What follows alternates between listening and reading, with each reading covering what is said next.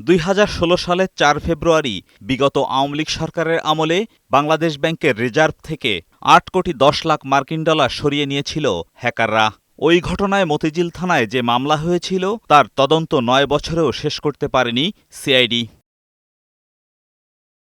আলোচিত এই ঘটনার তদন্ত করতে গিয়ে দেরিতে মামলা কিংবা আলামত নষ্টসহ নানা তৎপরতায় বাংলাদেশ ব্যাংকের সাবেক গভর্নর আতিউর রহমান সহ 14 জনের সংশ্লিষ্টতা পায় সিআইডি। তবে এর মূল হোতাদের নাম মামলার অভিযোগ থেকে বাদ দিতে সিআইডিকে তখন চাপ দিয়েছিলেন তৎকালীন সরকারের প্রভাবশালী 2 মন্ত্রী আসাদুজ্জামান খান কামাল ও আনিসুল হক। তবে সম্প্রতি সংশ্লিষ্ট 14 জনের বিদেশ যাত্রায় নিষেধাজ্ঞা দেয় ইমিগ্রেশন পুলিশ।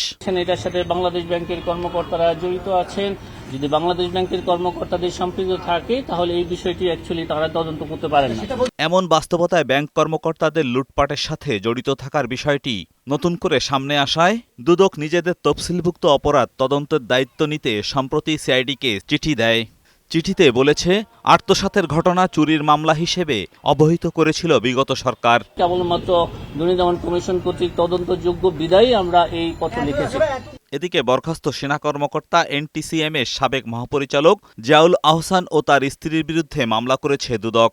আলাদা 2 মামলায় তাদের বিরুদ্ধে 40 কোটি টাকার অবৈধ সম্পদ অর্জন ও 342 কোটি টাকার সন্দেহজনক লেনদেনের প্রমাণ পায় সংস্থাটি।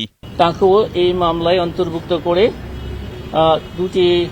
দুজনের বিরুদ্ধে আজ একটি মামলার সিদ্ধান্ত গৃহীত হয়েছে। এদিন খাস জমি দখল করে রিসোর্ট তৈরি করার অভিযোগে পার্বত্য চট্টগ্রাম বিষয়ক প্রতিমন্ত্রী কুজেন্দ্রলাল ত্রিপুরার বিরুদ্ধে মামলা করেছে দুদক। এজাজুল হক মুকুল, বৈশাখী সংবাদ, ঢাকা।